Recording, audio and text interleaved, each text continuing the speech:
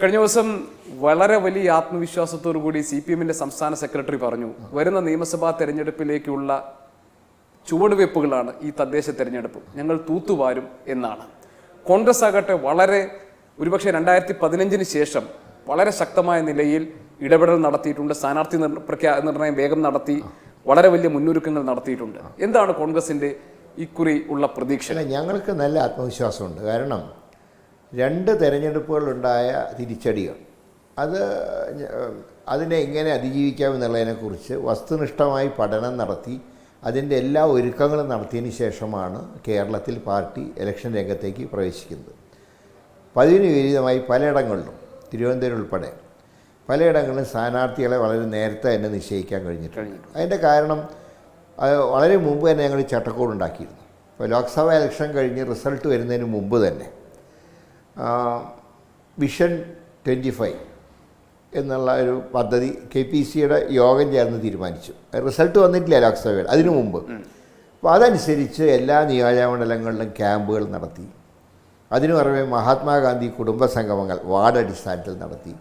വാർഡുകളിൽ കോർ കമ്മിറ്റികൾ ഉണ്ടാക്കി. ആ കമ്മിറ്റികളാണ് സ്ഥാനാർത്ഥികളെ നിശ്ചയിക്കേണ്ടത് എന്നുള്ളൊരു തീരുമാനം വളരെ നേരത്തെ തന്നെ എടുത്തു. അതിൽ നേതാക്കന്മാർ ഇടപെടാൻ പാടില്ല എന്നുള്ള തീരുമാനം. അതിൻ്റെയൊക്കെ അടിസ്ഥാനത്തിൽ മുൻകാലങ്ങളെ അപേക്ഷിച്ച്, ഞാൻ എല്ലാം പൂർണ്ണമെന്ന് ഞാൻ പറയുന്നില്ല, മുൻകാലങ്ങളെ അപേക്ഷിച്ച് ഭേദപ്പെട്ട രീതിയിൽ സ്ഥാനാർത്ഥി നിർണയം പൂർത്തിയാക്കാൻ കഴിഞ്ഞിട്ടുണ്ട്.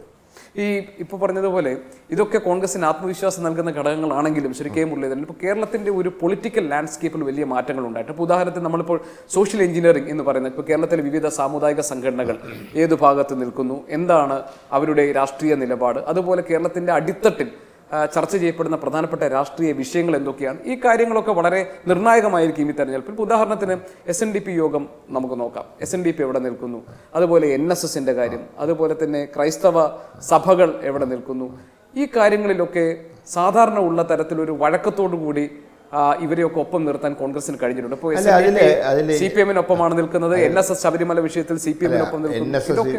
NSS ശബരിമലയിലെ ആഗോള അയ്യപ്പ സംഗമത്തിൽ പങ്കെടുത്തു എന്നല്ലാതെ തുടർന്നുള്ള ഒരു കാര്യങ്ങളും ഒരു സർക്കാരായിട്ട് സഹകരിച്ചിട്ടില്ല.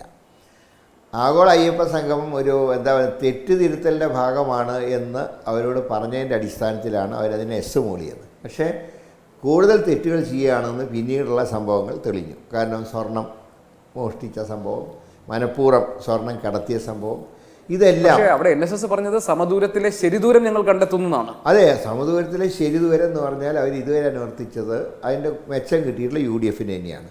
അത് ഭാവിയിലും ലഭിക്കുന്നത് തന്നെയാണ് ഞങ്ങളുടെ പ്രതീക്ഷ. കാരണം ഒരിക്കലും UDF പരാജയപ്പെടാൻ NSS ഒരു കാരണമാവില്ല. പിന്നെ SNDPയുടെ ശ്രീ വെള്ളാപ്പള്ളി എന്ത് തന്നെ പറഞ്ഞാലും സ്ഥിരമായിട്ട് അതിൽ കോൺഗ്രസിന് വോട്ട് ചെയ്യുന്ന കുറേ ആൾക്കാരുണ്ട്. ആ വോട്ടിന് മാറ്റമൊന്നും ഉണ്ടാവില്ല. ലോകത്തെവിടെയായാലും ഏത് സമയത്തും 24 വാർത്തകളും ഓഗ്മെന്റഡ് റിയാലിറ്റി പാക്കേജുകളും എക്സ്പ്ലെയിനറുകളും വിശദമായി കാണാൻ ഞങ്ങളുടെ YouTube ചാനൽ നിങ്ങൾക്ക് സബ്സ്ക്രൈബ് ചെയ്യാം.